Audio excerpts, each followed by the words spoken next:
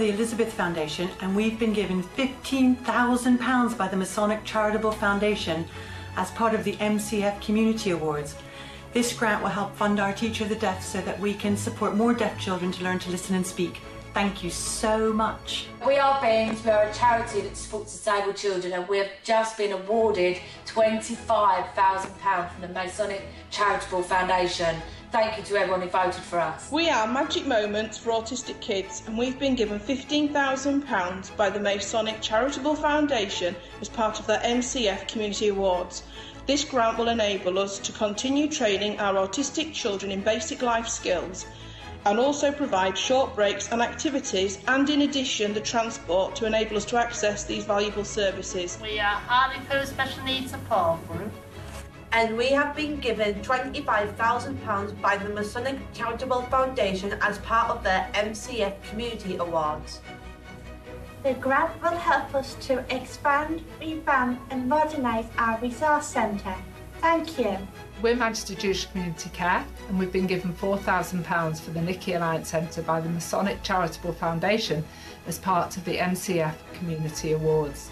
The grant will help us to enhance the lives of the older people in our community. Aurora Wellbeing Centre is a small charity which supports people and their families living with cancer. We're delighted that through the Masonic Charitable Foundation Turson TV Awards, Aurora has been granted £25,000. This will make a tremendous difference to what we can offer our cancer patients. Thank you to all the many hundreds who voted for us, and to all the Freemasons who contribute generously to the foundation. From all at Aurora, thank you! We're Campsite, and we've been given £25,000 by the Masonic Charitable Foundation as part of their MCF Community Awards. The grants will enable us to employ a volunteer support worker for the Fenland services. Interact has been awarded £15,000 from the MCF Community Award. We are absolutely delighted by that, and we want to thank you for voting for us. The £15,000 will pay for 1.5 years of work at one of our hospitals, so we are very, very grateful. Thank you. We are West Berkshire Therapy Centre, and we've been given £4,000 by the Masonic Charitable Foundation as part of their MCF Community Awards. The grant will help us to buy equipment to help disabled people keep mobile. Thank you. We're Willow, and we've been given an amazing £25,000 by the Masonic Charitable Foundation as part of their MCF Community Awards. The grant will help us to fulfil more special days for seriously ill young adults aged 16 to 40 in Hertfordshire. Thank you so much.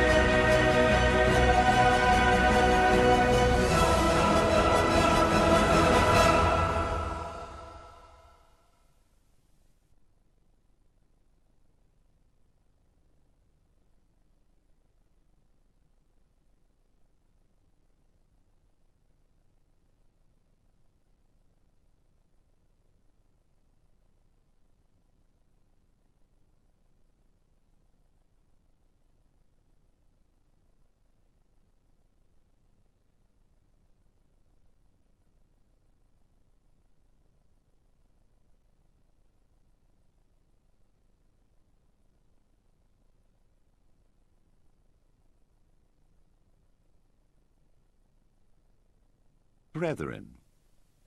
In a society as widely extended as Freemasonry, the branches of which are spread over the 4 quarters of the globe, it cannot be denied that we have many members who have travelled a great distance from east and west to be here today. As well as our own brethren from our overseas districts, we warmly welcome our home Grand Lodges and overseas visitors from 136 sovereign Grand Lodges around the globe, an extraordinary and fitting gathering of the Masonic family on this very special occasion. The United Grand Lodge of England is delighted to welcome to the Royal Albert Hall today the most worshipful Grand Master and brethren from the following Grand Lodges. The Grand Lodge of New Zealand, the Grand Lodge of Tasmania, the Grand Lodge of South Australia and Northern Territory, the Grand Lodge of Western Australia,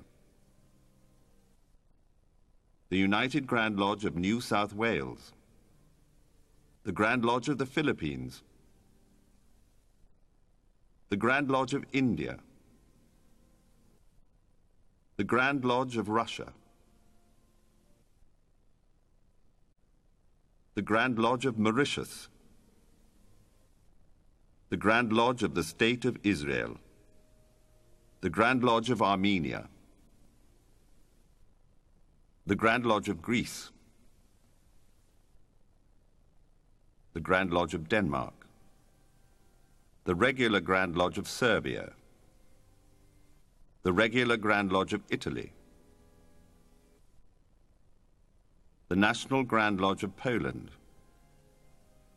the Grand Lodge of Congo, the Grand Lodge of Moldova, the Grand Lodge Alpina of Switzerland, the Sovereign Grand Lodge of Malta, the Grand Lodge of Slovenia, the Grand Lodge of South Africa, the Grand Lodge of Luxembourg, the Grand Lodge of Cameroon, the Grand Lodge of Lithuania, the Grand Lodge of Gabon, the Grand Lodge of Macedonia, the regular Grand Lodge of Belgium, the Grand Lodge of Nigeria, the Grand Lodge of Croatia, the Grand Lodge of Latvia, the Grand Lodge of Scotland, the Grand Lodge of Iceland, the Grand Lodge of Quebec, the Grand Lodge of British Columbia and Yukon, the Grand Lodge of Alaska, the Grand Lodge of Nova Scotia,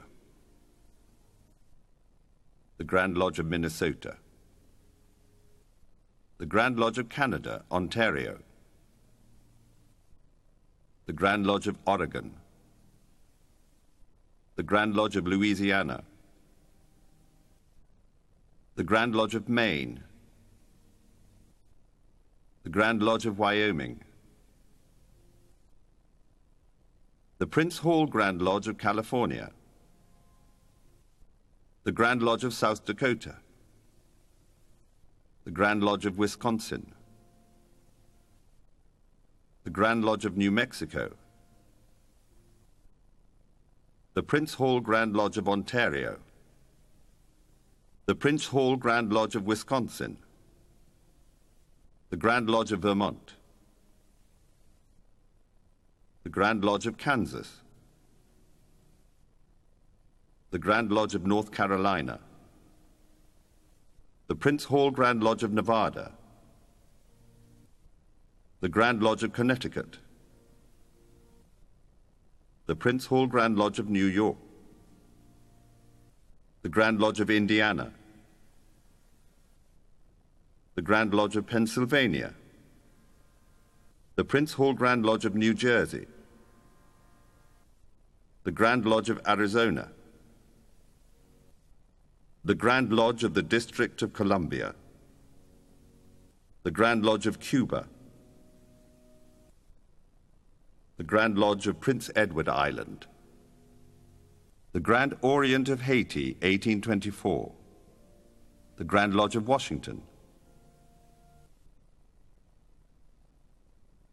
the Grand Lodge of the State of Vera Cruz, the Grand Lodge of the Republic of Venezuela, the Grand Lodge of Ecuador, the Occidental Grand Lodge of Colombia at Cali, the Grand Lodge of Peru, the Grand Orient of Brazil, the Grand Lodge of Colombia at Bogota, the Grand Lodge of Bolivia, the Grand Lodge of the State of Espiritu Santo, the symbolic Grand Lodge of Paraguay, the Grand Lodge of the State of Sao Paulo, the Grand Lodge of Chile, the Grand Lodge of the State of Mato Grosso do Sul, the Grand Lodge of the State of Rio Grande do Sul, the Grand Lodge of Uruguay, the United Grand Lodge of Victoria, the United Grand Lodge of Queensland, the Grand Lodge of Japan, the Grand Lodge of China, the Grand Lodge of Turkey, the United Grand Lodge of Bulgaria,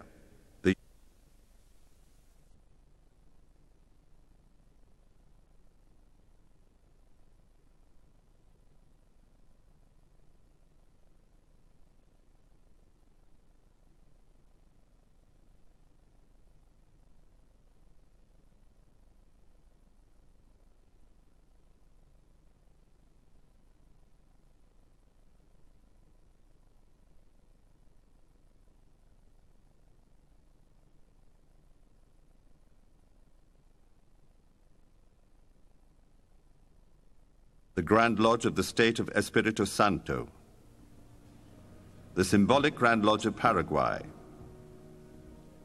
the Grand Lodge of the State of Sao Paulo, the Grand Lodge of Chile, the Grand Lodge of the State of Mato Grosso do Sul, the Grand Lodge of the State of Rio Grande do Sul, the Grand Lodge of Uruguay, the United Grand Lodge of Victoria, the United Grand Lodge of Queensland, the Grand Lodge of Japan, the Grand Lodge of China, the Grand Lodge of Turkey, the United Grand Lodge of Bulgaria, the Grand Lodge of Finland,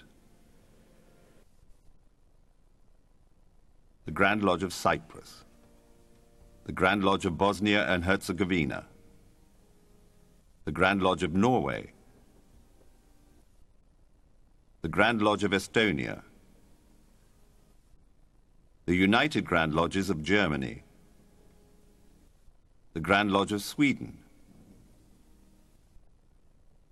the National Grand Lodge of Romania,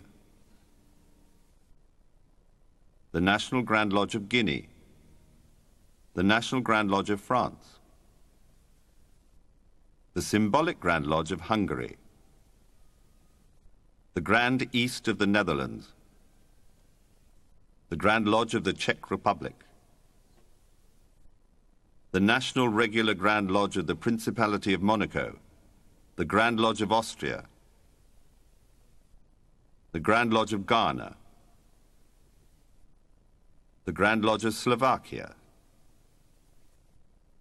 the Regular Grand Lodge of Portugal, the Grand Lodge of Burkina Faso, the Grand Lodge of Spain, the Regular Grand Lodge of the Kingdom of Morocco, the Grand Lodge of Ivory Coast, the Grand Lodge of Ireland, the Grand Lodge of Newfoundland and Labrador, the Grand Lodge of Alberta, the Grand Lodge of Michigan, the Grand Lodge of Montana, the Grand Lodge of Manitoba, the Grand Lodge of New Hampshire, the Prince Hall Grand Lodge of Texas, the Prince Hall Grand Lodge of Nevada, the Grand Lodge of Colorado, the Grand Lodge of California, the Grand Lodge of Massachusetts, the Grand Lodge of South Carolina, the Grand Lodge of Ohio, the Grand Lodge of Missouri, the Grand Lodge of Rhode Island, the Grand Lodge of Texas, the Prince Hall Grand Lodge of Colorado, the Grand Lodge of New York, the Grand Lodge of Virginia, the Prince Hall Grand Lodge of the District of Columbia, the Grand Lodge of Utah, the Grand Lodge of New Brunswick, the Prince Hall Grand Lodge of Kansas, the Grand Lodge of New Jersey, the Prince Hall Grand Lodge of Illinois, the Grand Lodge of Maryland, the Prince Hall Grand Lodge of the Commonwealth of the Bahamas, the Prince Hall Grand Lodge of Missouri, the Grand Lodge of Los Andes, the York Grand Lodge of Mexico. May we unite today, as always, in the grand design of being happy and communicating happiness.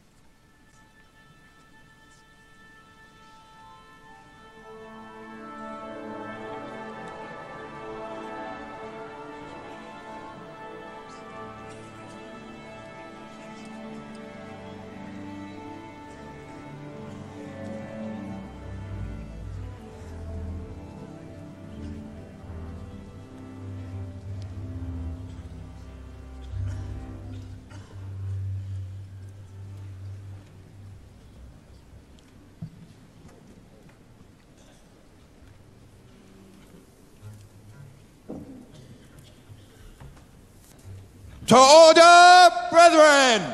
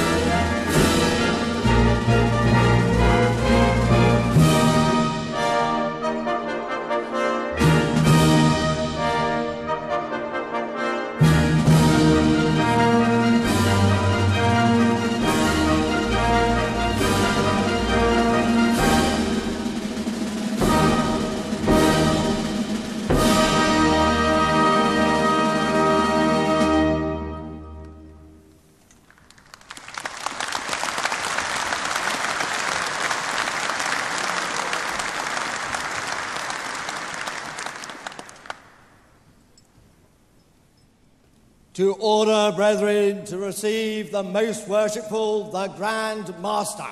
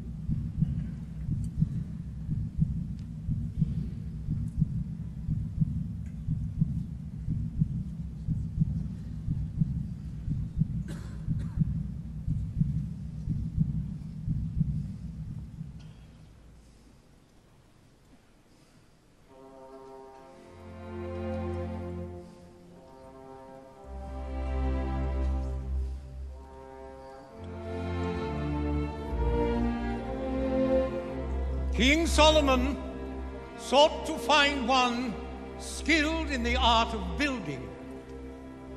He sent for Hiram and brought him up out of Tyre. And so the architect drew designs for the construction of a building.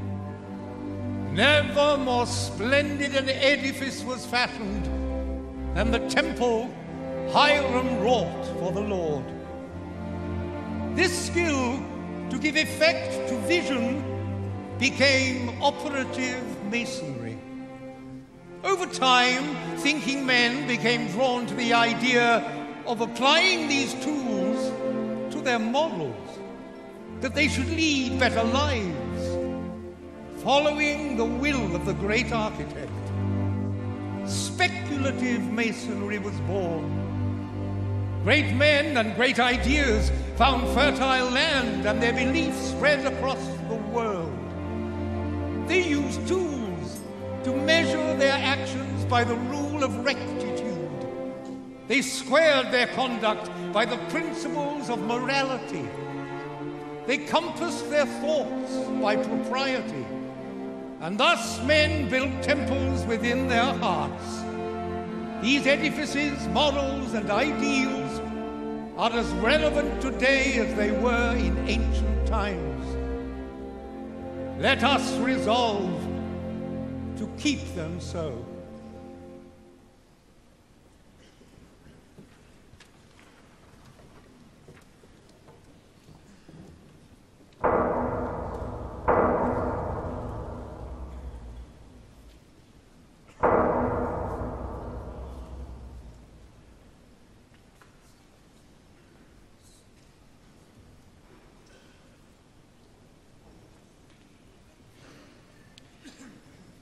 Freemasonry has burned as a blazing fire through the last 3 centuries, burnishing some of mankind's greatest achievements.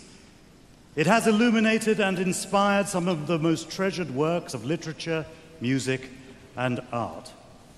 It has pushed philosophers to dream beyond horizons. It has guided visionaries to found new nations, and it has brought peace and harmony into the hearts of millions. Its grand principles are there for all to see. Brotherly love, the welcome to all people under heaven. Relief, a dedication to charitable work. And truth, the daily search for moral advancement. Many have concluded that Freemasonry's own description of itself is the best. A peculiar system of morality veiled in allegory and illustrated by symbols. Today, we celebrate Freemasonry, its past, present, and future.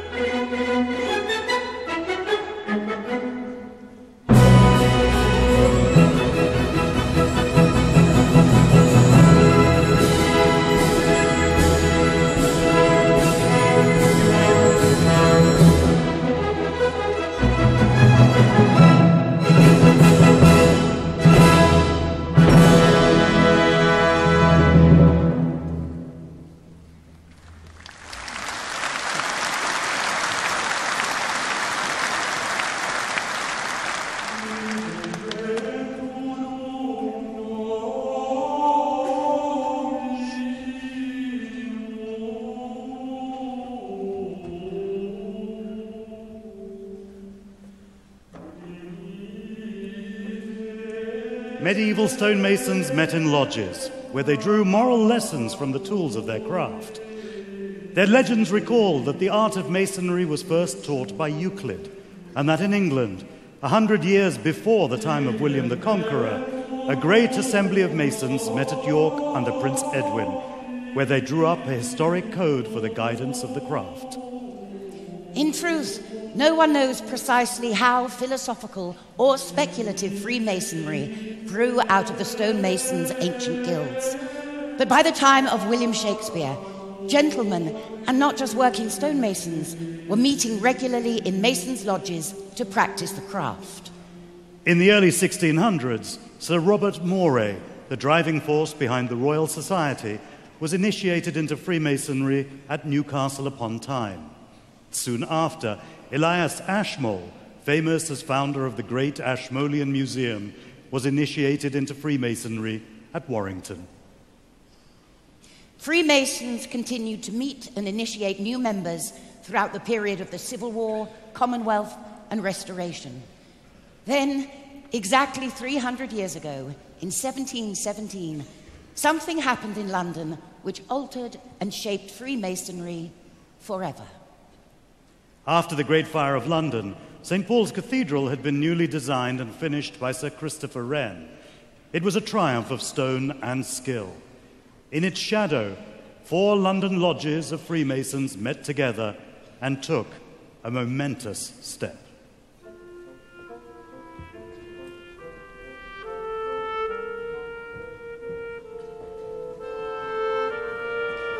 Will you give to charity? Bless you. Do you have anything to give for the cause of charity? I'm not a wealthy man, but I shall give what I can. Perhaps my coat might be useful for the poor. Good evening, Mr. Aveling. Good to see you. Are you well this night? Very well, although I'll admit to being a little nervous. You know this man, Hiram? I certainly do, Mr. Lamball. This is Mr. Avening, our candidate for initiation this evening. And I bid you welcome, sir, on this especially momentous evening.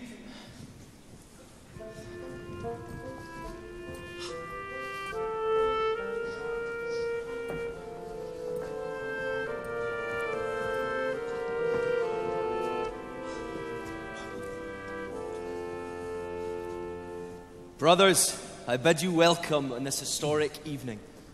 Our nation is being torn apart by political and religious violence, and so we must unite in our beliefs and take courage from our faith. It is our duty to stand together and prove that unity is stronger than division. Indeed, on this notable date, our 4 lodges shall come together to form one. This union will form a refuge for our brothers from the discord we see about us, and will prove hopeful to those in need and darkness. We must safeguard and treasure this united lodge in order that brothers continue to meet as equals. We shall come together on the level and on the square to continue our craft, more ancient than the golden fleece or Roman eagle, more honorable than any other in existence. And so, to further cement these intentions, it is here that we lay the foundations of hope. We therefore invite Mr. Sayre, Master of the Apple Tree Tavern, to take the chair as our first Grand Master. Brothers, it is with great honour that I declare that we 4 ancient and historic lodges shall henceforth meet together once in every quarter as the Grand Lodge of London and Westminster. I appoint Mr. Lamball and Captain Elliot as Grand Wardens, and a year hence we shall meet again, dine, and elect new officers for the year to come.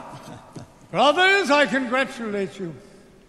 May this new Grand Lodge flourish and prosper, enriching its members by guiding them in the duties that we all owe to the great architect, to mankind, and to ourselves. The pillars of wisdom, strength, and beauty shall support this union. The square of morality shall guide it. the level of equality sustain it, and the plumb rule of justness and uprightness shall guide you on a journey of virtue, honor, and mercy. Your lodge will stand on holy ground. Together you shall spread light to future generations.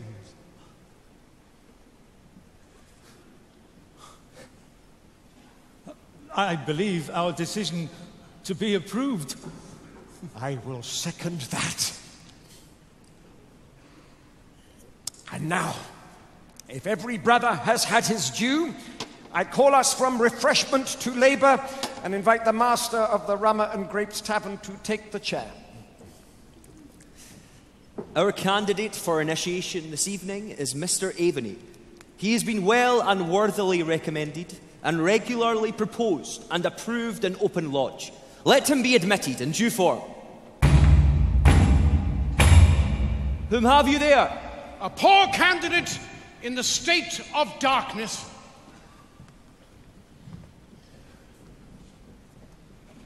Tell me, Mr. Aveny, what do you understand by the three grand principles of Freemasonry?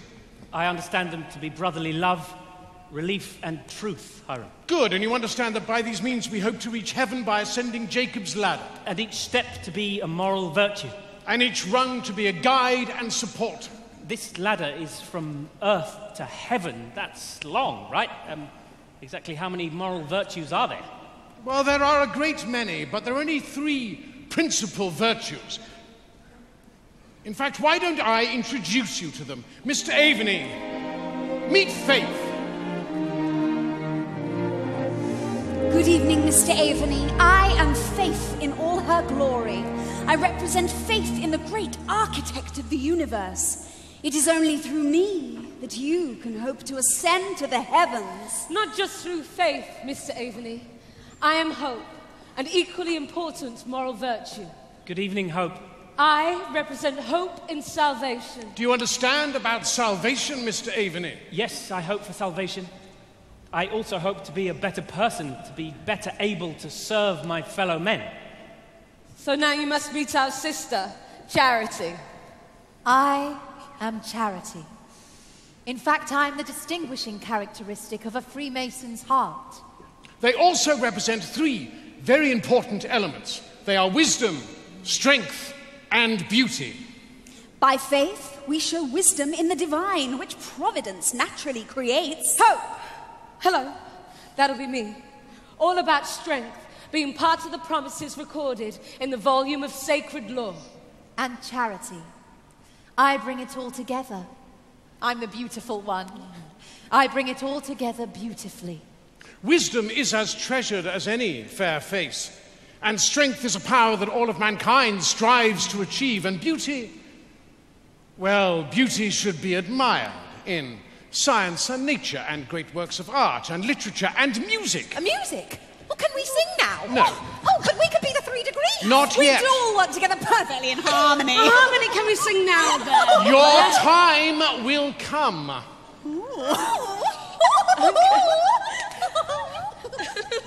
Now, Mr. Aveny, we've all witnessed your charitable side, but what does that mean to you? To give to those less fortunate than myself, Hiram. Good. You're beginning to understand. And what makes you want to embark upon this Masonic journey? I'm troubled by the happenings in our great country, Hiram. I see so much suffering, so much violence, the poverty on our streets. The unrest that you've witnessed is not new to us. It is the result of centuries of feuding between different religious and political differences. Poverty and division are the two saddest consequences of war, and mankind must work together to end these. My family fought on both sides in the Civil War, and the endless religious divides have sown bitterness and hatred among us for over a century. The only winners in all this discord have been the shroud makers and the grave diggers. I long for us to emerge from this suffocating darkness. As do we all, Mr. Aveny, and Masonry can offer you just such a path, away from factionalism, offering hope and strength to all those who reflect deeply on its wisdom. I'm not a believer in organizations and institutions. They've been responsible for so much misery and the shedding of innocent blood. I believe only individuals, striving to follow their better natures can help us now. What is it you do for a living? I'm a stonemason. I'm proud to have played my part in the rebuilding of the great St. Paul's Cathedral. A noble profession, and one that involves much hard labour. I witnessed so much pain and desperation amongst my fellow craftsmen. Without the right tools, even able-bodied men find themselves without employment. Their families suffer as a consequence. I, like many, wish to become a more expert workman, but without the tools. Without your of our land would not have been laid.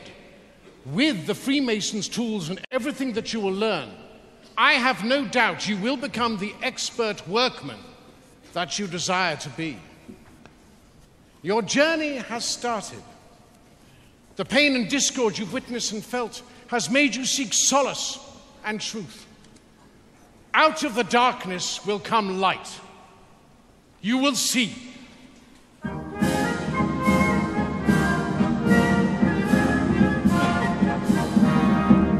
let us prepare, we brothers who are assembled on merry occasion. Let's drink, dance, and sing, be a merry or pig, is a health to an accepted mason. Let's drink, dance, and sing, be a merry or pig, is a health to an accepted mason. Great kings, dukes, and lords had laid by their swords our mysteries to pull their good grace on, and ne'er be ashamed to hear themselves named with a pure and an accepted mason. And ne'er be ashamed to hear themselves named with a free and an accepted mason. And King David's pride we have on our side, and in King his men just in this station. There's more of what's good that will be understood by a free and an accepted mason. There's more of what's good to be understood by a free and an accepted mason. There's more of what's good to be understood by a free and accepted mason.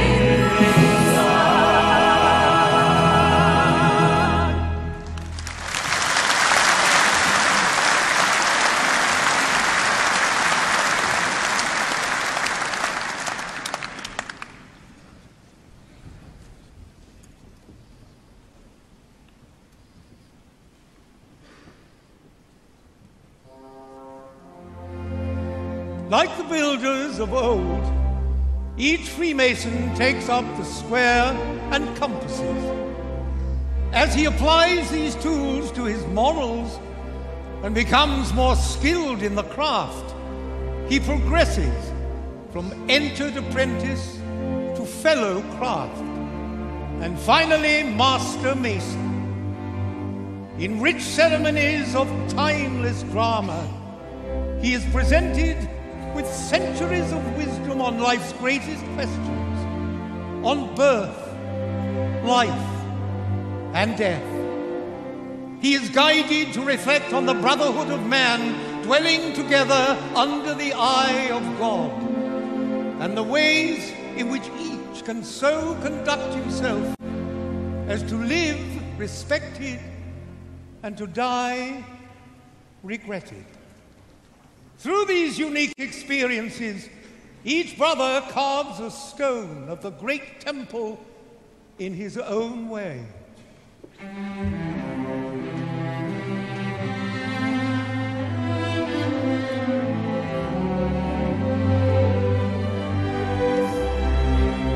hold that to be self-evident, Brother Franklin. All men are created equal.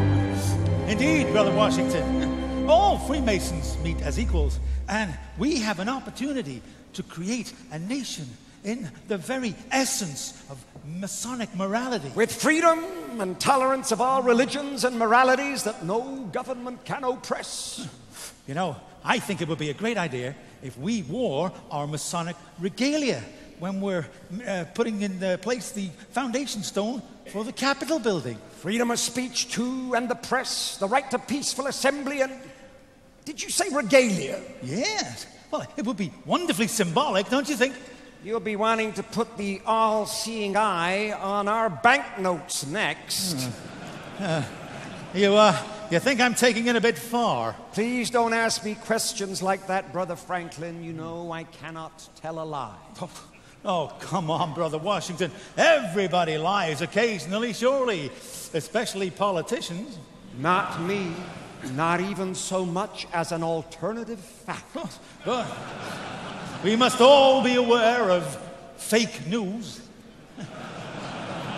The people must be free to think what they like as well. We can have no thought police in our new society. I couldn't agree with you more. Without freedom of thought, there can be, well, no such thing as wisdom.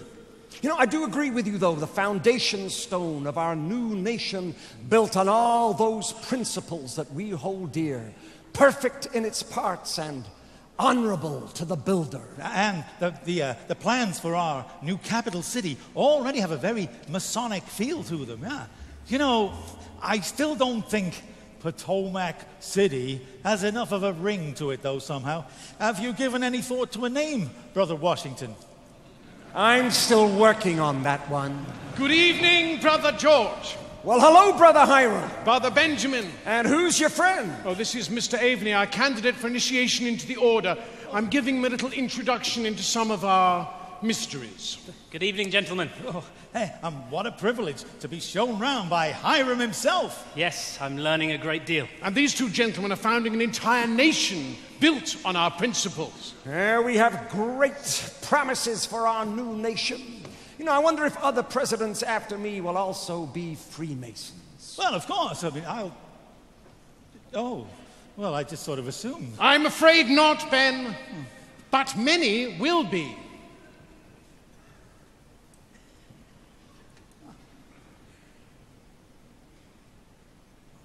And Freemasonry will become embedded in the American culture.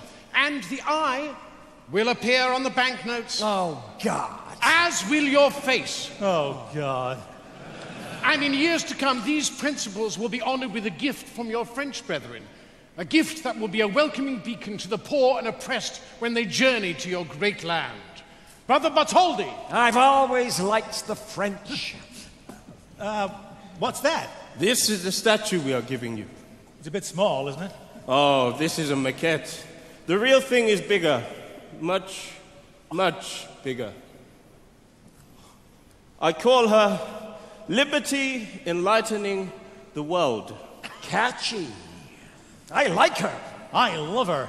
Liberty's what we're all about. And life. And life. Life and liberty's what we're all about. And the pursuit of happiness. Well, of course, the pursuit of happiness. The pursuit of happiness goes without saying. Life, liberty, and the pursuit of happiness. Forgive me for being naive, but if the people spend all their time pursuing happiness, how on earth can they expect to build a successful nation? Well, how about life, liberty, labor, and the pursuit of happiness? Labor is just as important as refreshment. It's the rule of three, Brother Benjamin. Believe me, life, liberty, and the pursuit of happiness will play much better. Faith, hope, and charity. Beauty, truth, strength. I'm afraid he's right, but as a nation, you will labor hard. You will labor very hard indeed, and you will play hard. America will produce a great many great Americans from many different walks of life and many different fields, and many will be Masons. Sportsmen, actors, writers, soldiers, filmmakers, businessmen, inventors, astronauts. What on earth is an astronaut? No, they're not. I don't follow.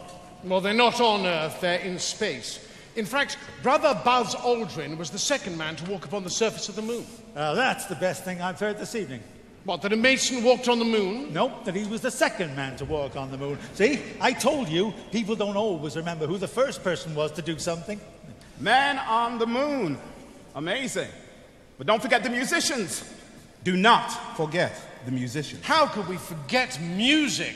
Music is a vital part of America's cultural identity. Introducing the essential elements, otherwise known as... That rule of three again. The 3 degrees! And yours truly. Mr. Aveny, brethren, will you please put your hands together for Brother Cab Calloway? Hello, brothers and sisters. My name's Cab Calloway. I'm going to introduce you to my three lovely ladies, Faith, Hope, and Charity.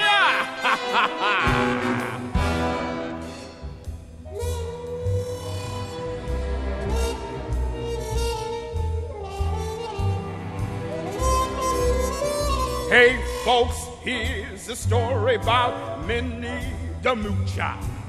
She was a real hoochie coocher. She was the hottest, roughest frail, but Minnie had a heart as big as a whale.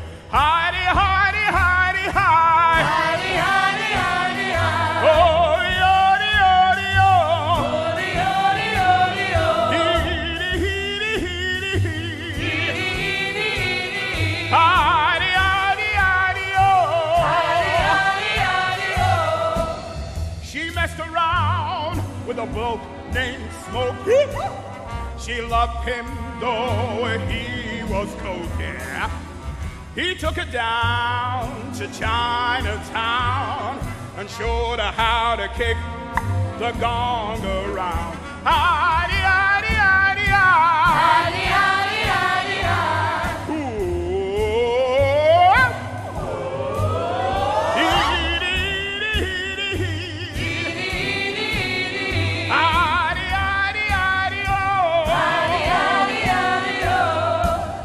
She had a dream about the king of Sweden. He gave her things that she was needing.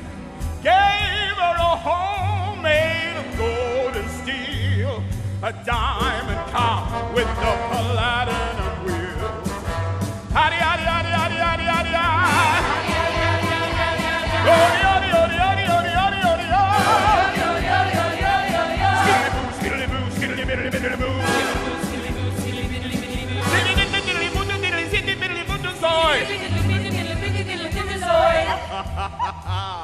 Ladies and gentlemen, you've had it easy so far.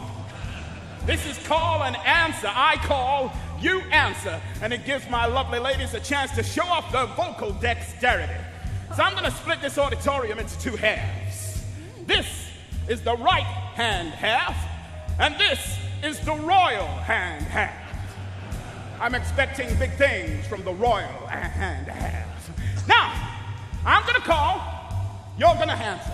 Here we go. Heidi, Heidi, Heidi, Heidi. Heidi, Heidi, Heidi, Heidi. Odi, odi, odi, odi, odi, odi, odi. I have to warn you, ladies and gentlemen, we're going nowhere till I'm happy. So we're going to try that one more time. Come on, brethren. Let's do this. Here we go. Heidi, Heidi, Heidi, Heidi. Heidi, Heidi, Heidi, Heidi. Odi, odi, odi, odi, odi, fantastic. It's time for the royal hand side, ladies and gentlemen. I'm expecting a lot from the boxes. All the boxes. Here we go. Heidi, Heidi, Heidi, Heidi. Heidi, Heidi, Heidi, Heidi. Odi, odi, odi, odi, odi, odi, odi. I'm going to join you all together now, ladies and gentlemen. We're going to raise the roof on this little old barn you call the Royal Albert Hall. When you're ready, maestro. Hadi, hadi, hadi, hadi, hadi, hadi, hadi. Yeah. Hadi, hadi, hadi, hadi, hadi, hadi, hadi, hadi. Yeah. Skitty boo, skitty boo, skitty boo,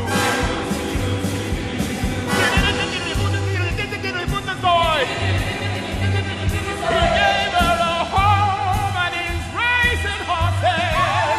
Each meal she had was a dozen horses. Had $1 million made of nickels and dimes. She sat around and counted them all $1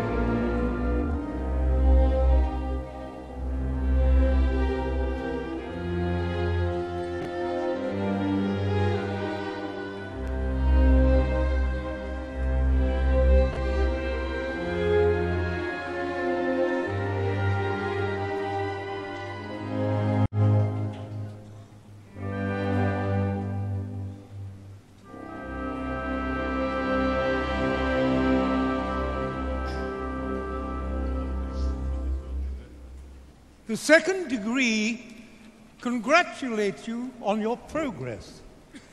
At the same time, it symbolizes the central role in our journey of a fuller understanding of the deeper meanings of nature and science.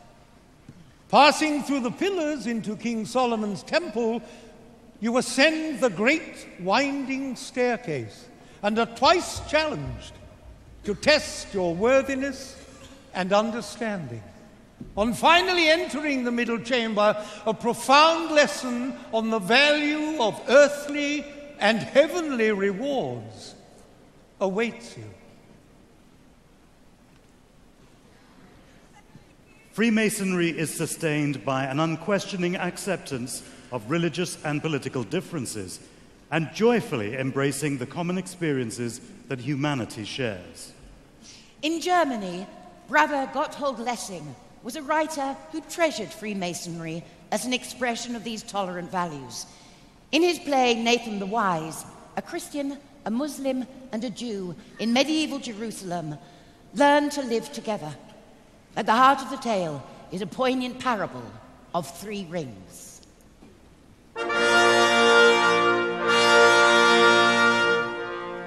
Long ago, in the Orient, there lived a man who possessed a ring of inestimable worth. It had an opal which emitted 100 colors, but its true gift was its ability to make its wearer beloved of God and man. The ring passed from father to most favored son for many generations, until finally its owner was a father with 3 sons who were all equally deserving.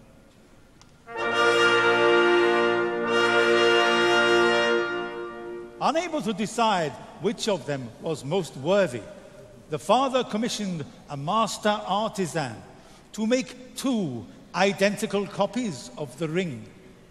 He then gave each son a ring, and each son believed that he alone possessed the original and true ring. But instead of harmony, the father's plan brought terrible discord.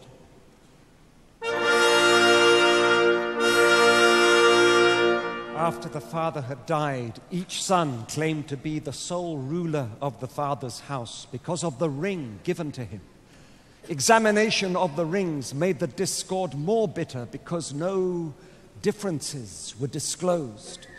The matter was put before a judge who deliberated long and hard before pronouncing his verdict. The authentic ring made its owner beloved of God and man. But each of your rings has brought only hatred and strife. None of you is loved by others. Each loves only himself. I conclude that none of you has the original ring. Your father must have lost it, then attempted to hide his loss by having 3 counterfeit rings made. And these are the rings that cause you so much grief. Or perhaps your father, weary of the tyranny of a single ring, made duplicates.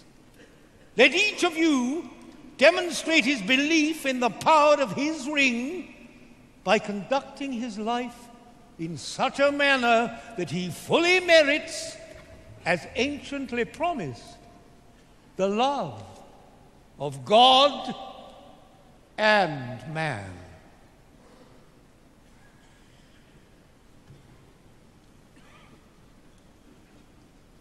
By the middle of the 18th century, a rival Grand Lodge appeared in London at the Turk's Head in Soho. Its original members were Irish and Scottish Masons, younger, more bohemian, more artisan, less formal than the premier Grand Lodge. They called themselves the Ancients and claimed a lineage back to the meeting of Masons summoned by Prince Edwin at York in the year 926. By the early 1800s, after 60 years of discord and rivalry, and in a supreme gesture of British Masonic fraternity, the 2 rival Grand Lodges eventually put aside their differences. led by their Grand Masters, the two sons of King George III, blood brothers, Prince Edward, Duke of Kent, father of Queen Victoria, and Prince Augustus, Duke of Sussex. The two princes brought their feuding Grand Lodges together and reconciled to be the United Grand Lodge of England. To celebrate this historic act of unity, the leading architect, Brother Sir John Soane, created a wooden Ark of the Masonic Covenant, richly decorated with the Masonic symbolism of wisdom, strength, and beauty. The treasured Articles of Union were placed into the Ark, which stood before the Grand Master's throne in Grand Lodge. But tragically, in 1883, fire ripped through the Grand Temple, and the Ark, that most precious symbol of treasured fraternity, went up in flames.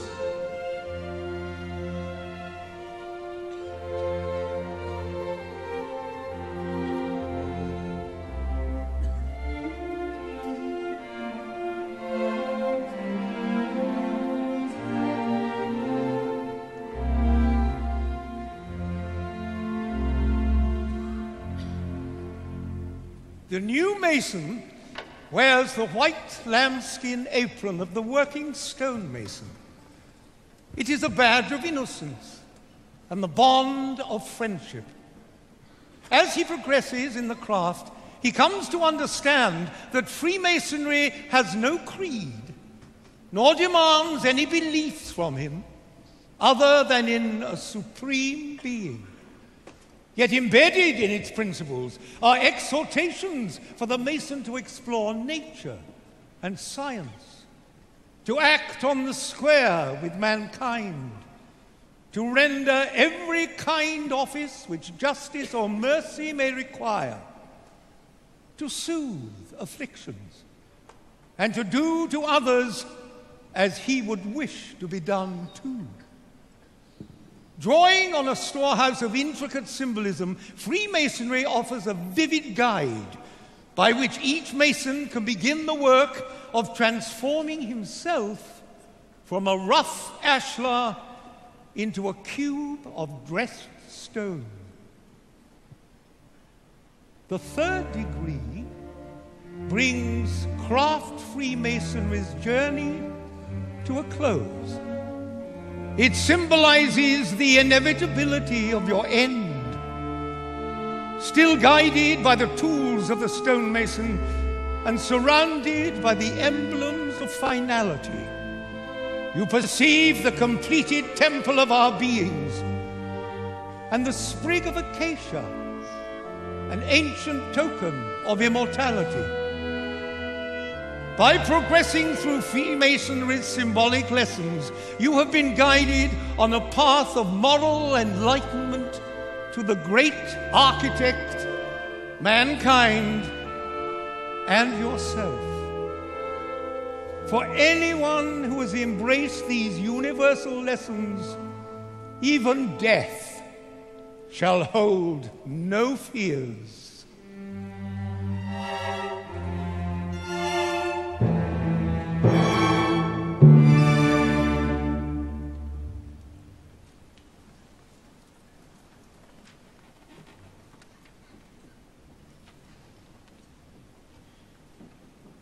With its strong bonds of camaraderie, Freemasonry naturally traveled the long, dusty roads of Great Britain's influence, west to the United States and Canada, south to Africa, and east to India and the Far East.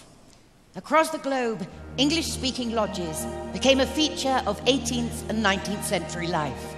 Many larger cities had their own lodges, where the nationalities mixed freely. The British Army had travelling lodges that moved with regiments. Many people discovered Freemasonry far from Britain. Nobel Prize-winning author, Brother Rudyard Kipling, finding himself in Lahore as a young newspaperman, was made a Freemason in the Lodge of Hope and Perseverance, 782 English Constitution. Here, he met with Freemasons who were Muslims, Hindus, Sikhs, members of the Arya and Brahmo Samjar, and a Jewish tiler who was a priest and butcher to his little community in the city. As the globe embraced Freemasonry, enlightenment came, not just to the initiate, but to the world.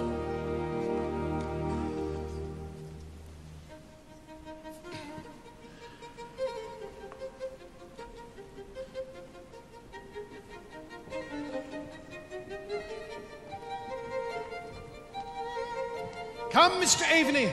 I'd like you to meet some more of our famous brothers. I believe each one of them can teach you something that will aid your journey. Can we sing now? No. When? Goodbye. Thank you. Have faith, Hope. Mr. Aveny, may I introduce Frederick the Great of Prussia? Young man, you have taken the first step and proven yourself to be worthy. You will grow in wisdom and in strength. All true masonry is the intellectual elevation of men as members of society, making them more virtuous and more charitable. Dear brother Fred, always so sincere. You know, I've said it before and I shall say it again. Did you not know that a little sincerity is a dangerous thing, and a great deal of it is absolutely fatal? Don't look so alarmed, Mr. Aveny. Meet Brother Oscar Wilde, the acclaimed playwright and novelist. And wit. Hello, dear boy. Terribly pleased to meet you. You look a little nervous. I'm a little overawed. I don't doubt that, old chap. But we are true gentlemen, and a gentleman is one who never hurts anyone's feelings unintentionally. So, how can I be of assistance? Well, I hear much of the Enlightenment came about through the arts. I wonder if you might define this for me. Please. To define is to limit, dear boy. Keep an open mind and watch, critique, and admire. All art has a message. It's up to you to find it. I shall. Thank you. Well, music is an art. Can we sing now? Not yet. If one sings good music, people don't listen. If one sings bad music, people don't talk, my dears. Oh, look who we have here, Monsieur Voltaire. He's French, you know. It was all the rage in his day. Volley, come and tell Mr. Aveny just how brilliant you are. I am? Well, I may not agree with what you say, but I shall defend to the death your right to say it. Mr. Aveny is studying Enlightenment, Brother Voltaire. Perhaps you could give him a little advice. You have doubts, Monsieur Aveny? Well, as Hiram says, I'm learning. My advice is this. Doubt is not a pleasant condition, but certainty is absurd. He loves to be cryptic. It's the French in him, you know. Oh, wonderful. Monty, come on over, old chap. Brother Montesquieu, my boy, another of the French contingent. I do love the French language, especially to curse with. It's like... Good evening, Oscar.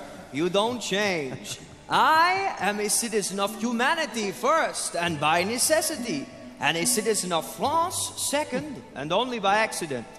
We are not all prone to such outspoken behavior, you know. It can be a little embarrassing, but I've said this before. To be truly great, one has to stand with the people, not above them. You've said it 100 times, Monty, but I say, be yourself. Everyone else is taken. Oh, look who's here! Brother John Locke himself!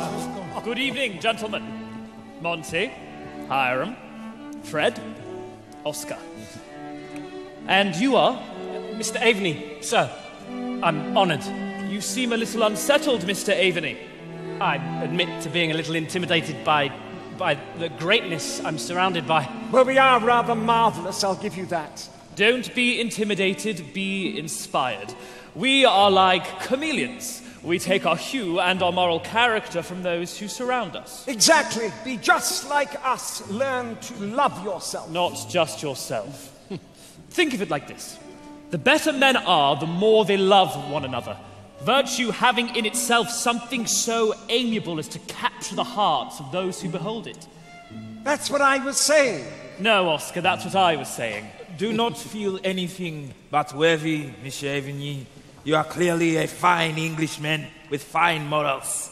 And luckily for you, An Englishman as a free man goes to heaven by whatever road he pleases. Ah, but none is more hopelessly enslaved than those who falsely believe they are free. Meet Brother Goethe, German, no humor whatsoever. For us Germans, humor is no laughing matter. To speak well and eloquently is a very great art, but an equally great one is to know when to stop. See? And that's not even his line. He nicked that from Mozart, you know. I was quoting Brother Mozart as it fitted the moment. Oh, quite. Quotation is a serviceable substitute for wit. Mozart? Time for a song? Not yet. Brother Goethe, may I introduce Mr. Aveny, our candidate for initiation this evening? And what brings you to Masonry, Mr. Aveny? I'm a believer in healing the many divisions between us, and curious whether the power of brotherhood can really be a lasting force for harmony. Indeed. Our greatest scientists and philosophers are proving the power of mankind, while those who refuse to acknowledge anything but ignorance and war cause suffering. You are clearly a thinking man. Thank you. A lot more to learn, I'm sure. Mr. Aveny, it is the greatest pleasure of a thinking man to fathom the fathomable and to quietly revere the unfathomable. Thank you, sir. The darkness weakened me, but I feel I'm growing stronger. By nature, we have no defect that could not become a strength, but no strength that could not become a defect. Oh, Goethe, you are so terribly worthy. It's almost painful sometimes. Let's have another drink and talk about things of beauty and art. You are right, Brother Wilde. Each day we should try and hear one little song, read one good poem, see one exquisite picture, and if possible, speak a few sensible words. Hiram, I'm just a poor stonemason. I can't compete with these great men. What can I offer? Yourself, Mr. Aveny. Any man can be great if he gives of himself. You don't need fame or fortune or have the mind of a genius or be a nation's leader. An ordinary man's actions and beliefs can make him extraordinary. So the secret is to become the best that you can hope to be. Exactly. You are fortunate, Mr. Aveny. Hiram does not usually give away secrets so easily. As I was saying, you don't need fame to be great, but we are rather proud of our better-known brothers. Come, Mr. Aveny, there's some more of them I'd like you to meet.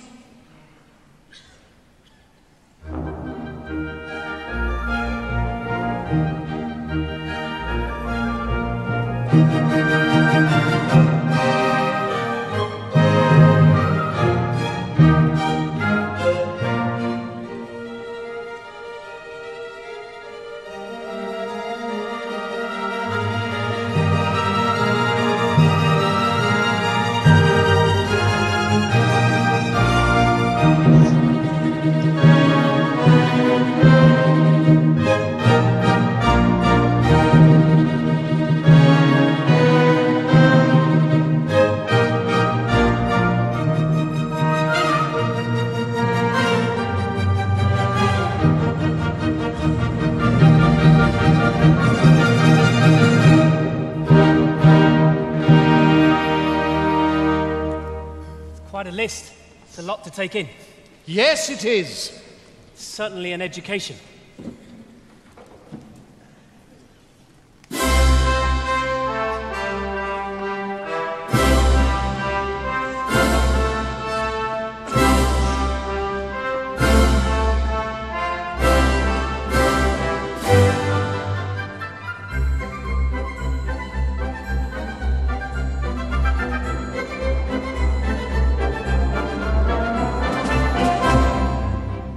Three little maids from school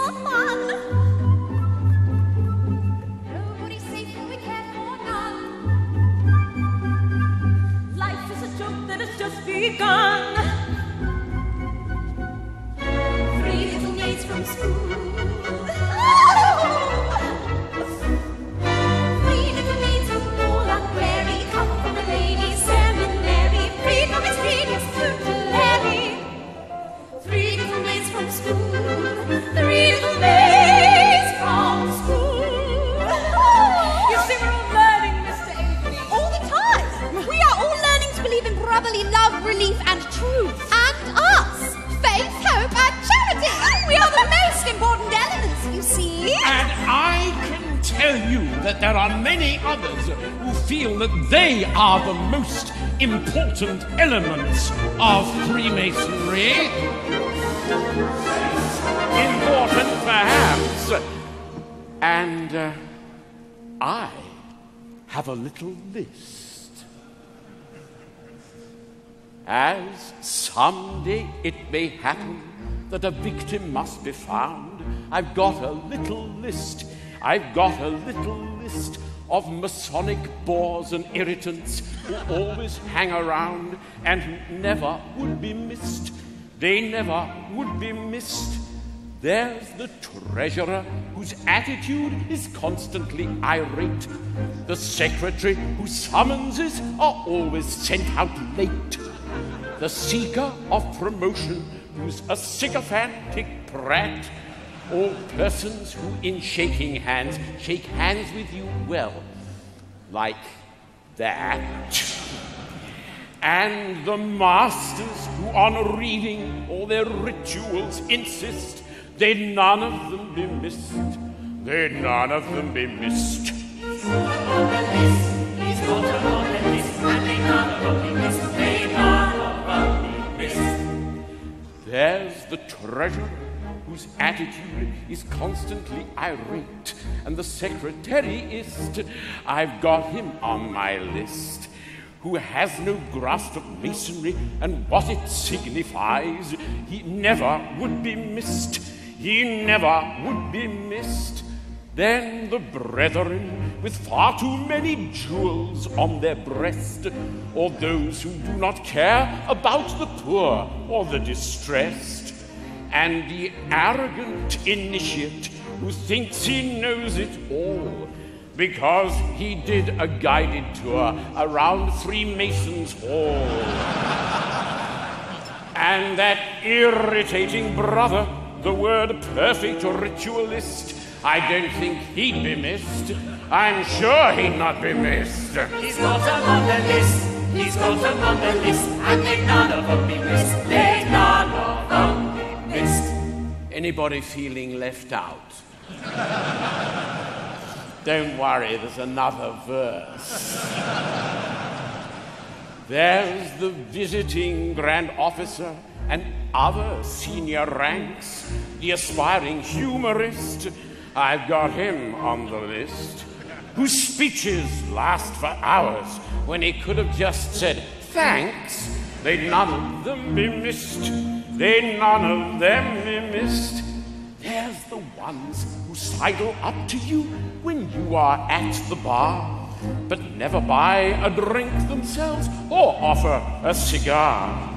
All self-important, pompous types who think they're far too grand, and brethren who drink so much that they can barely stand. But it really doesn't matter whom you put upon the list, for they none of them be missed. They none of them be missed. You may put them on the list. You may put them on the list, and they none of them be missed. They none of them be missed. I am the very model of a modern Major General. I've information, vegetable, animal, and mineral. I know the kings of England, and I quote the fights historical, from Marathon to Waterloo in order categorical. I'm very well acquainted, too, with matters mathematical. I understand equation, both the simple and quadratical. About my Newman theorem, I'm teeming with a lot of news. News. Ooh, with many cheerful facts about the square of the hypotenuse.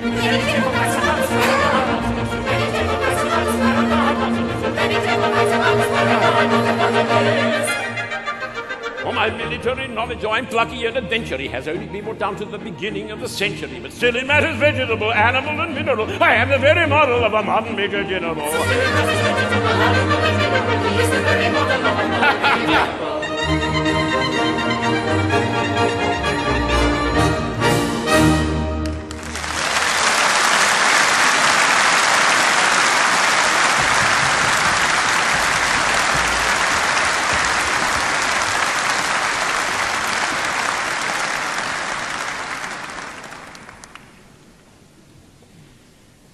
Freemasonry asks its members to unite in being happy and communicating happiness.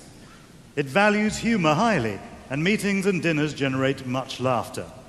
In its earliest days, Freemasonry thrived as a haven away from endless political violence and war. Ever since, it has always sought to foster peace and unity. But when the terrible blight of war has ripped societies apart, Freemasons have served their countries and communities with distinction, while continuing to draw hope and inspiration from the craft. Around the world, Freemasons have always been encouraged to think of the needs of their fellow creatures. In World War I, Freemasons were honored with over 100 of the 628 Victoria Crosses awarded for valor, and similar sacrifices and gallantry have been displayed by Freemasons down the ages and across the globe. Masons have also seen beyond the flags and uniforms of nations to the individual human tragedies of war and sought to keep alive the spirit of universal brotherhood. In the United States, during the Civil War, Freemasons met across the Union and Confederate divide to celebrate their common rituals and shared humanity. In World War I, after the numbing slaughter at Ypres, a Canadian prisoner of war and a German guard struck up a Masonic friendship that sustained them both. And today, Freemasonry remains an active part of military life in many countries. The darkness you saw and endured may continue. Those who know no better will continue to fight, and innocence will continue to suffer. You have found solace and refuge. In your wisdom, you've chosen a better path. I only wish I could do more to aid those in need of light. You can and you will. Resolving the conflict in one's own mind is the first step. Everything else will follow. Am I worthy enough to teach others? Brother Goethe said that magic is believing in yourself. If you can do that, you can make anything happen. All you have to do is believe. We cannot deny our bloody history, but we can unite and create peace. Brother Mozart wrote a piece of music which best illustrates this complex thing. In perhaps his most Masonic of all his operas, The Magic Flute, all you have to do is listen.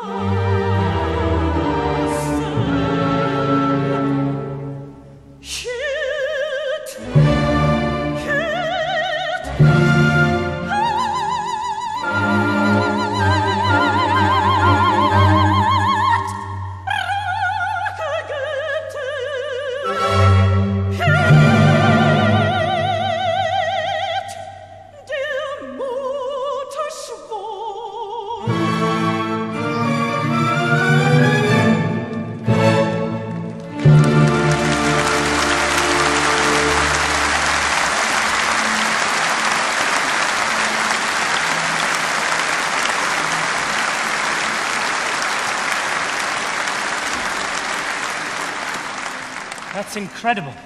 And achingly sad. You see, she's in darkness. In fact, she's the queen of darkness. She is the queen of the night. It takes someone who really understands Masonic values to show us that darkness and revenge have no place in this world.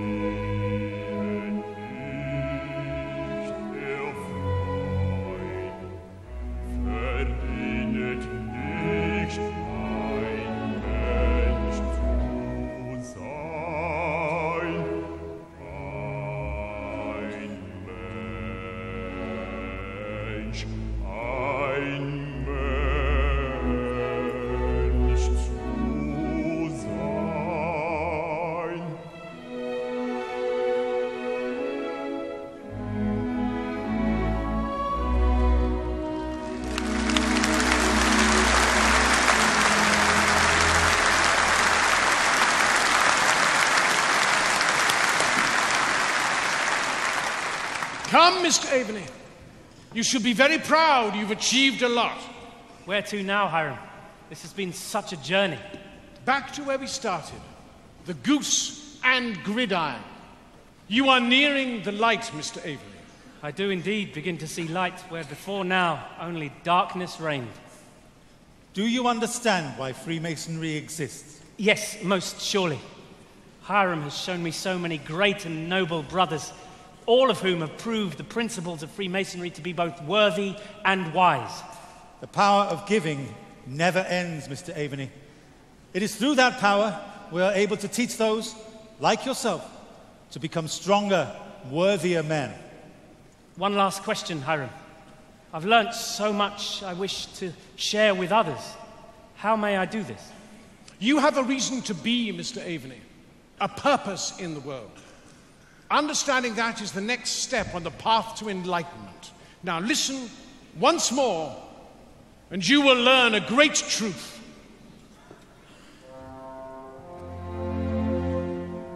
Throughout his long journey, and with divine guidance, the Freemason is offered ancient advice to take him on his path from darkness to light, to encourage him in his quest for knowledge and his desire to render himself more serviceable to his fellow creatures. Let prudence direct you, temperance chasten you, fortitude support you, and justice be the guide of all your actions. Be especially careful to maintain in their fullest splendor those truly Masonic ornaments, benevolence and charity. In these simple recommendations lies a universe of meaning, exhorting the Mason to the pursuit of wisdom, strength, fairness, and sensitivity to the needs of others, urging him to be useful to mankind and to perform his allotted task while it is yet day.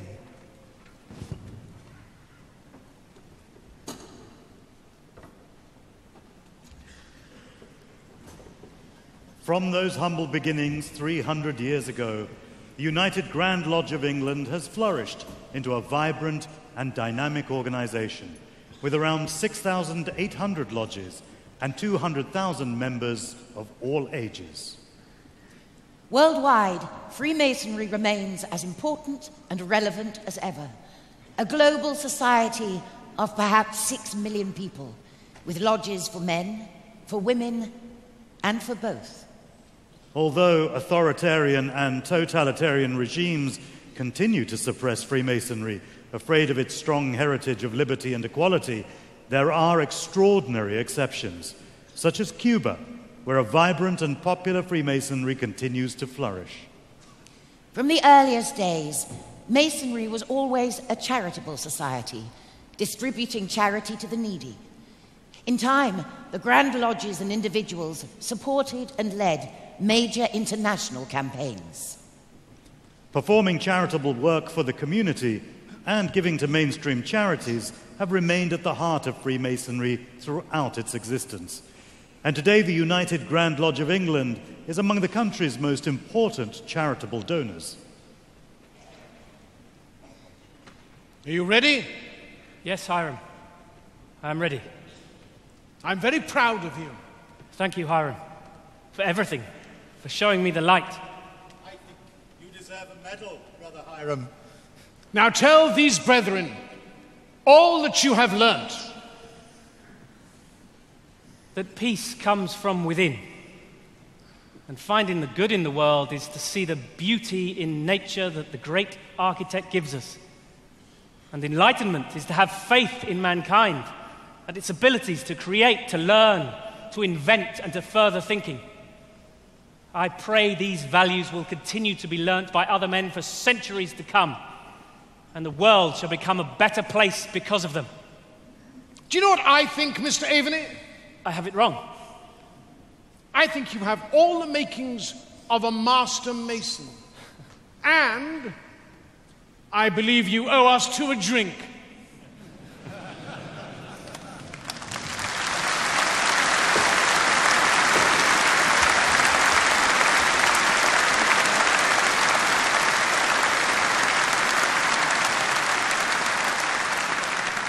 Freemasons all meet on the level as equals, and this has encouraged men from all walks of life to participate. Newly made Freemasons are told that, in every age, monarchs themselves have been promoters of the art, have not thought it derogatory to their dignity, to exchange the scepter for the trowel. In Britain, Kings George IV, William IV, Edward VII, Edward VIII, and George VI were all Freemasons, as were 18 dukes and princes, including the Duke of Edinburgh. This year, His Royal Highness Prince Edward, the Duke of Kent, celebrates his 50th year as Grand Master of the United Grand Lodge of England.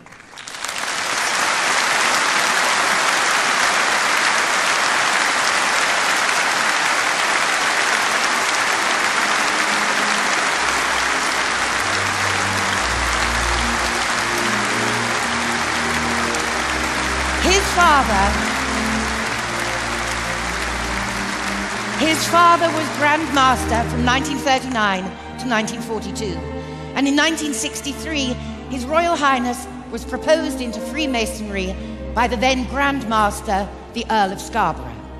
He was initiated into Royal Alpha Lodge number 16 on Monday the 16th of December 1963 and served as its master from 1965 to 1966.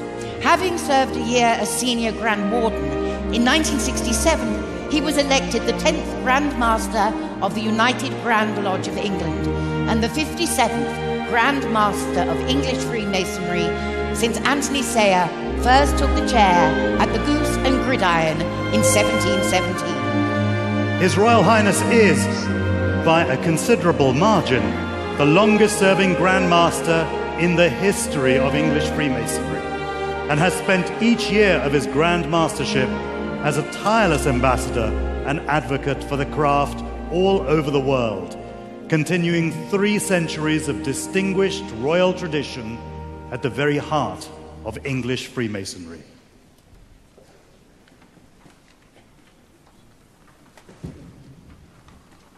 To order, brethren!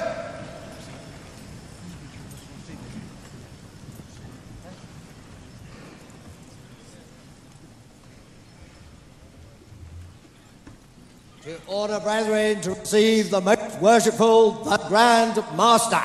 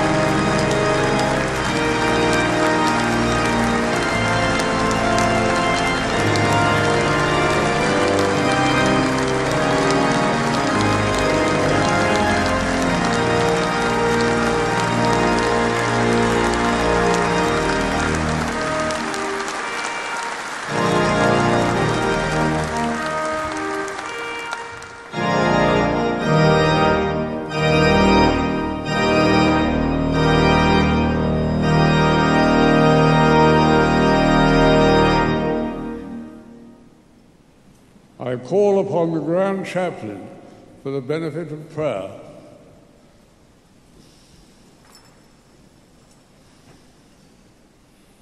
Almighty and everlasting God, creator and giver of all life, as we celebrate the tercentenary of the founding of the Premier Grand Lodge and the birth of organized Freemasonry, we give thee heartfelt and humble thanks for all we derive from our Masonic membership in the practice of every moral and social virtue.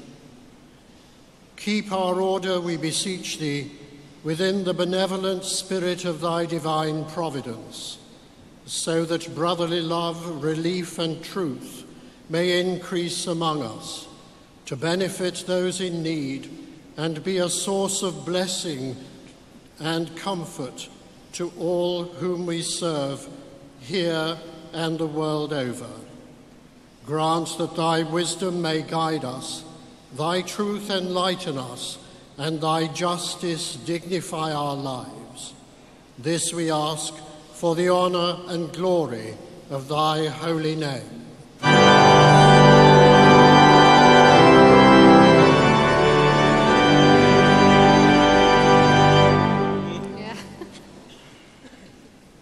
Brethren, let us sing a hymn of service to God and country.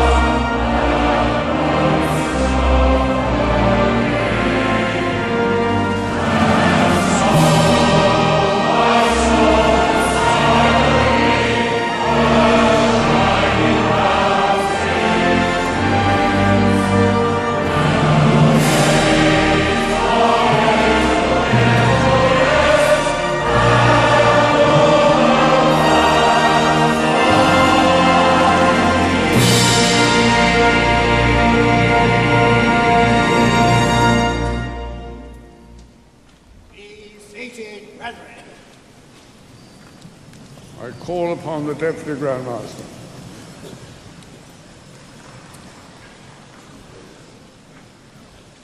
Most worshipful Grand Master and brethren, I hereby read the text of a letter sent today to Buckingham Palace. May it please your Majesty, we, the representatives of over 200,000 Freemasons under the United Grand Lodge of England, most respectfully express our continuing loyalty to your Majesty's throne and person in this, the 66th year of your long and distinguished reign. Today we celebrate the 300th anniversary of the foundation of the Premier Grand Lodge and the 50th anniversary of the installation of His Royal Highness the Duke of Kent as our much-loved and greatly respected Grand Master. We humbly thank God for preserving our order and fervently pray His blessings on your Majesty so that our loyal devotion to your Majesty may long continue. Given at the Royal Albert Hall this 31st day of October, Anno Domini 2017.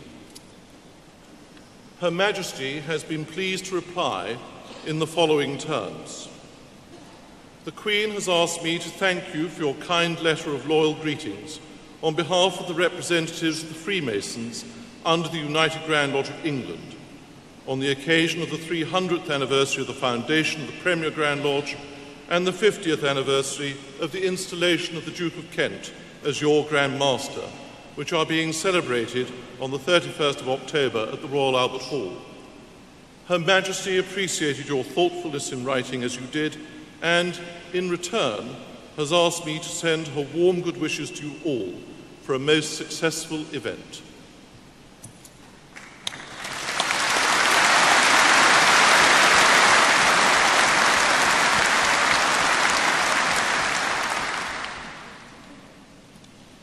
It is with the warmest fraternal greetings and pleasure that I welcome you all here today to celebrate this special anniversary, the tercentenary of the founding of the Premier Grand Lodge in London.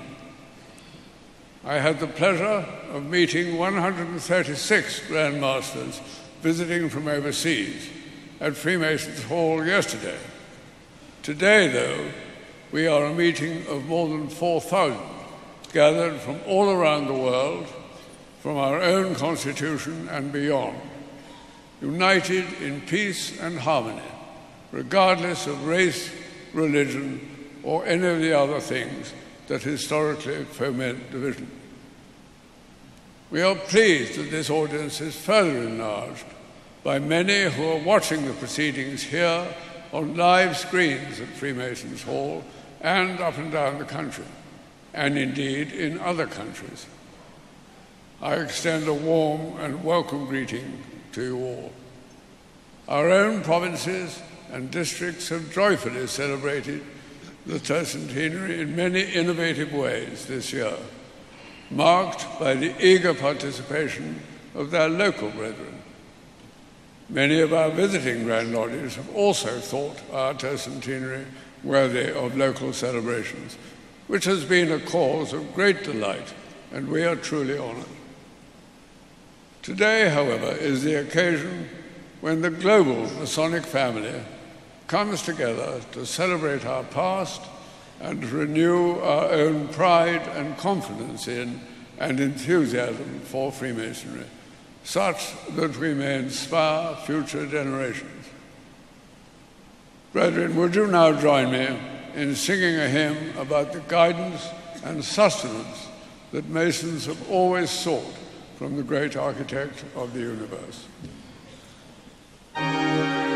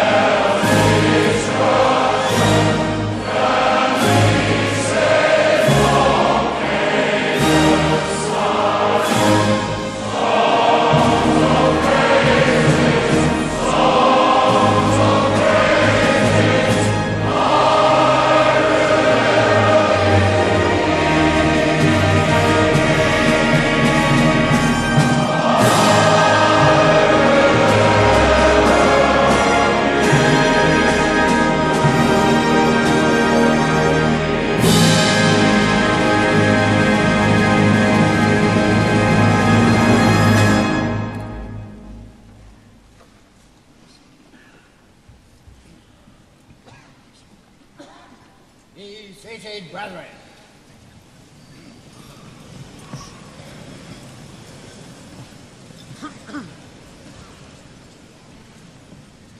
Brethren, of the 4 lodges that met at the Goose and Gridiron Tavern in 1717, 3 are still with us.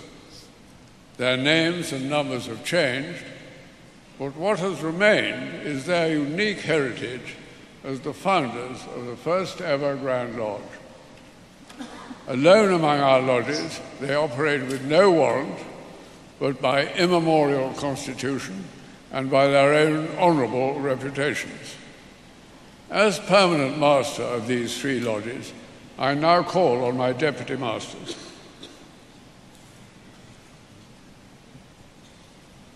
Most worshipful Grand Master, on behalf of the Brethren of Royal Somerset House and Inverness Lodge number 4, I present to you the volume of the Sacred Law, that great light in Freemasonry without which no ceremony can start or be complete.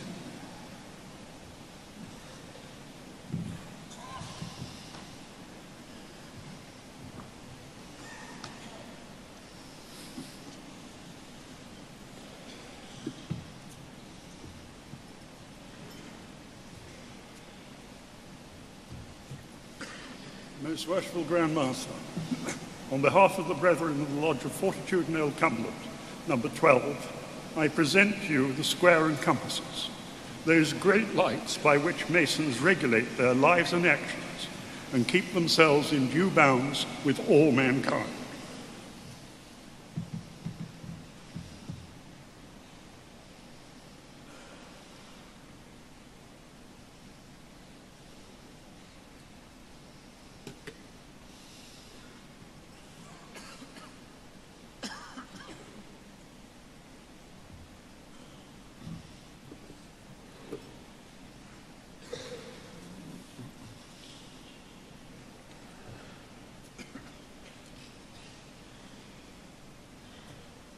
Most worshipful Grand Master, on behalf of the Brethren of the Lodge of Antiquity, number 2, I present to you the Wren Maul, the most treasured possession of the Lodge, which has been used by you and your many predecessors on ceremonial occasions.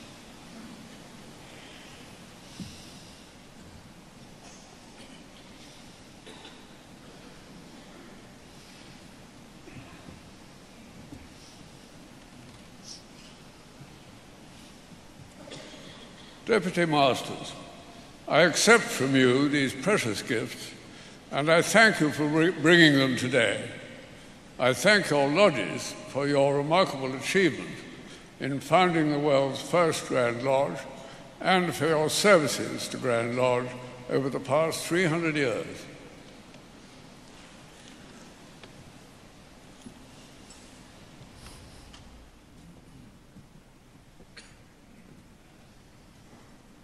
Most worshipful Grand Master and brethren, we saw earlier how the sewn ark, the Ark of the Masonic Covenant, symbolized English Freemasonry's vision of unity and common purpose, but how it was tragically destroyed by fire in 1883. Tonight, I am delighted to announce that, thanks to the skill of very expert craftsmen, we welcome it back, rebuilt exactly according to the original design, with its 3 pillars of the Ionic, Doric, and Corinthian orders, representing wisdom, strength, and beauty.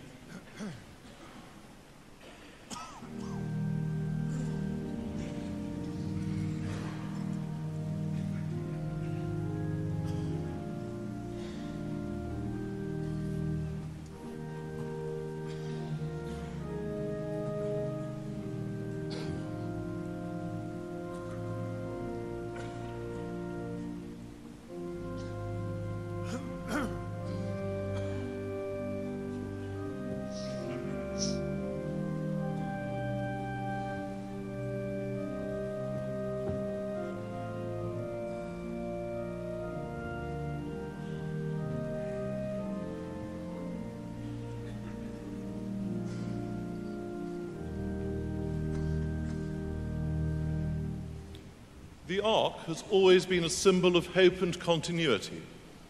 In the Bible, it is an ark that safely navigates the waters of the deluge, and it is an ark that holds the tablets of the commandments in witness to the hope of salvation. The Ark of the Masonic Covenant that formerly stood in the Grand Temple was also a symbol of hope, housing the precious Articles of Union and all they embodied about our values.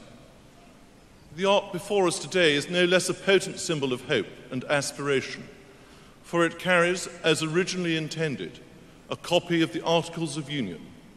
Today we shall add a further legacy.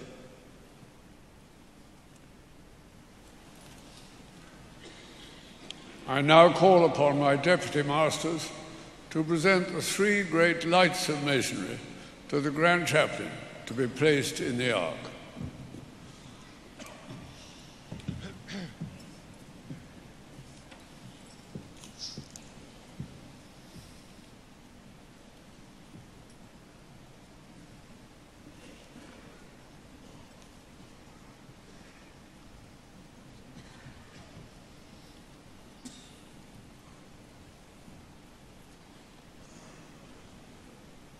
I received this volume of the sacred law, and I place it in the Ark.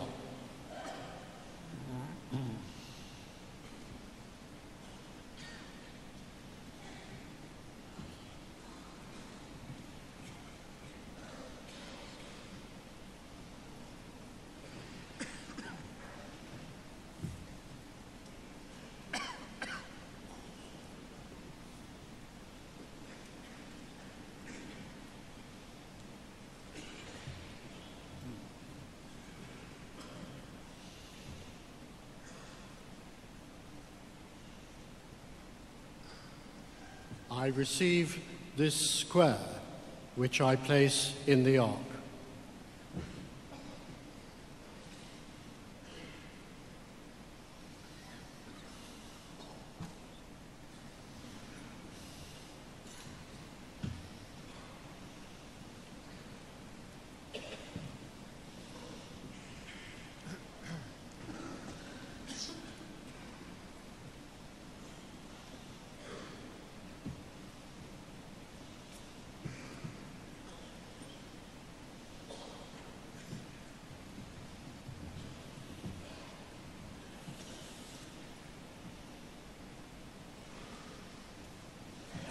I receive these compasses, which I place in the Ark.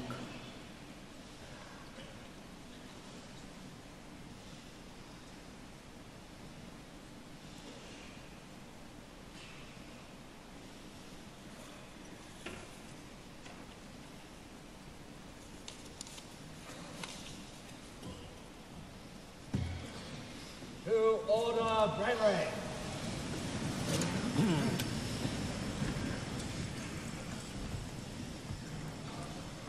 Great Architect of the universe and Ark of our lives, we thank Thee for the abiding unity, peace and concord of our order, founded upon the 3 pillars of Thy wisdom, strength and beauty. In the spirit of the Masonic virtues of fidelity, loyalty and constance, we pray Thy blessing upon our dedication of this Ark to the service of the craft.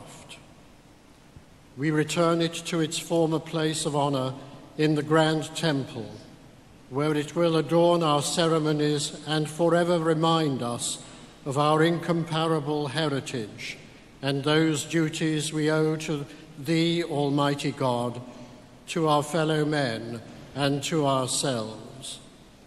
By Thy everlasting light, illuminate our hearts and minds with brotherly love, relief and truth, in the practice of every moral and social virtue, for this world's good and Thy glory, in Thy holy name.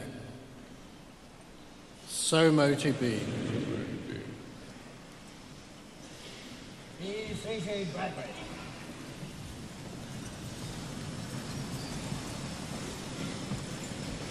I call upon the Program Master.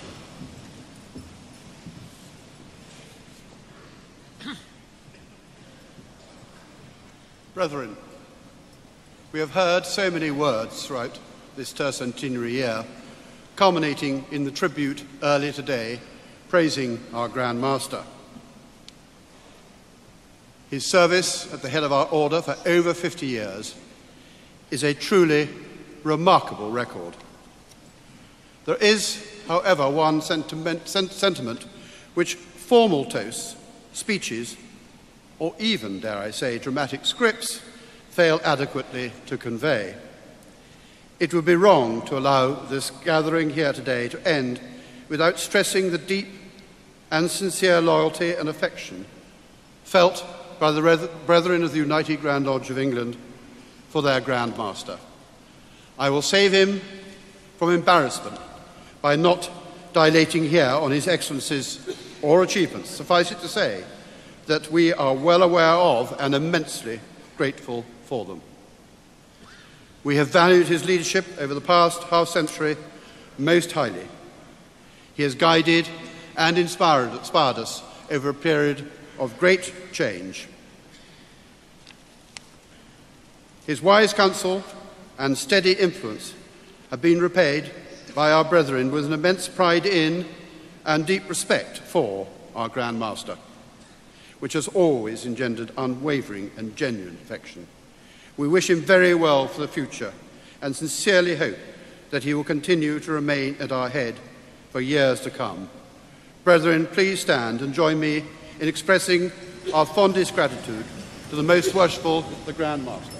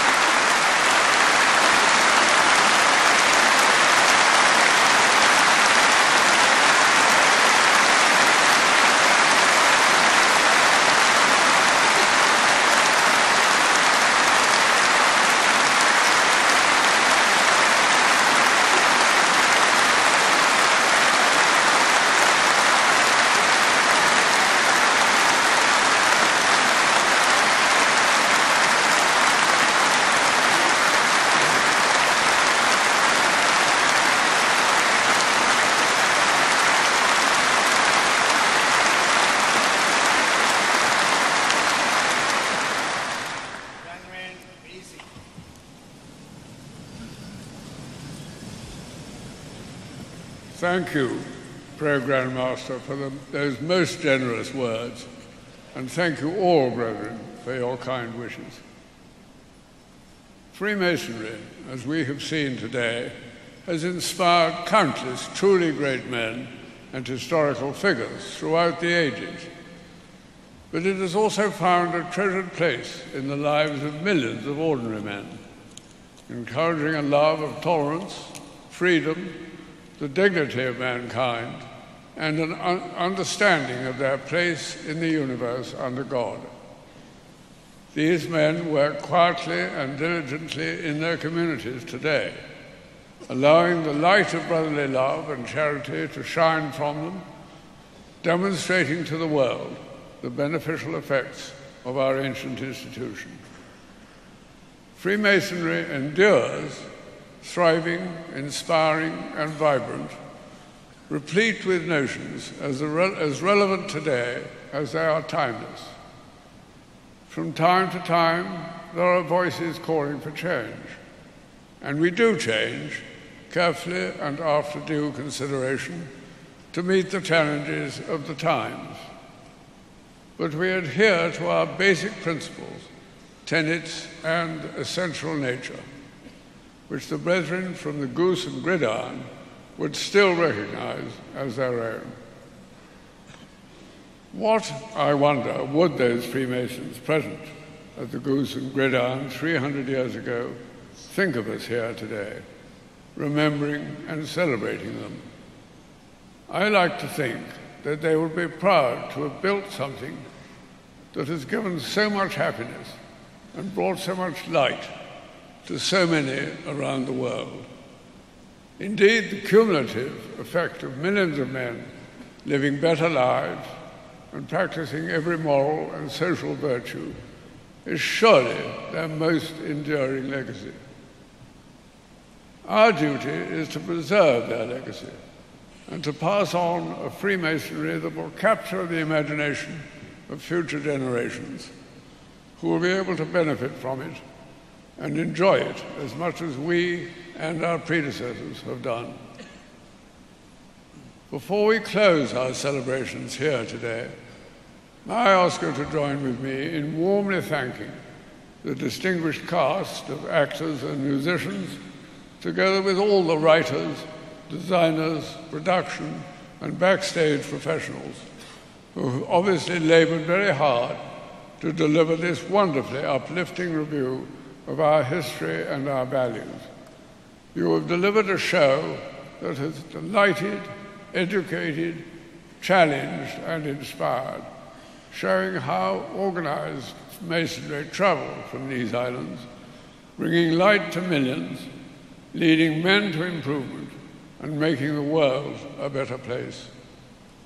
It has been a truly wonderful production, and as a result, we leave the Royal Albert Hall even more proud of our ancient institution.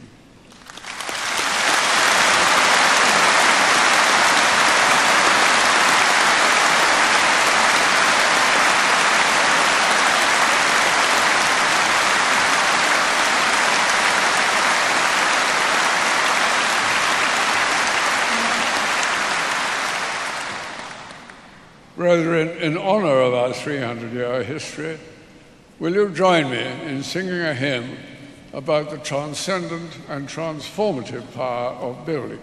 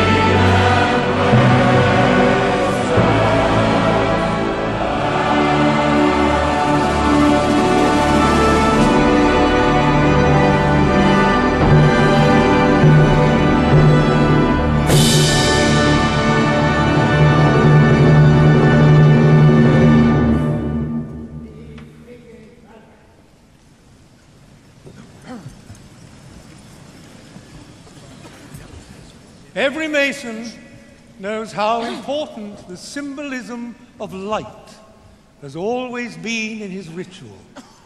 In their many ways, Freemasons have spent the last 300 years spreading their light.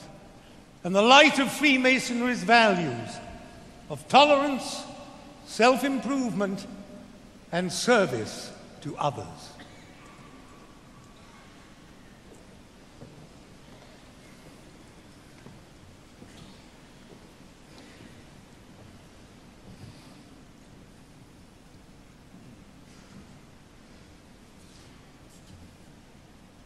Most worshipful Grand Master, I humbly ask you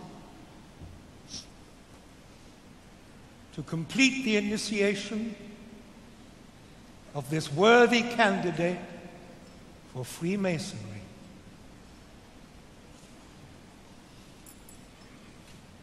Having been kept for a considerable time in a state of darkness, what in your present situation is the predominant wish of your heart? Light. Let that blessing be restored to the candidate.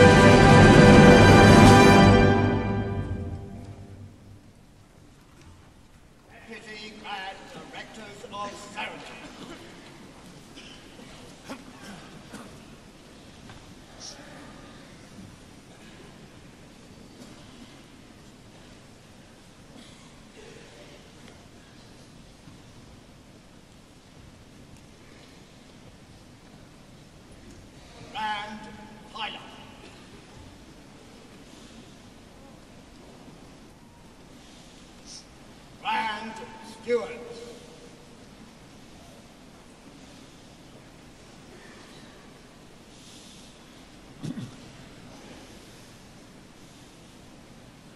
Grand Sword Bearer.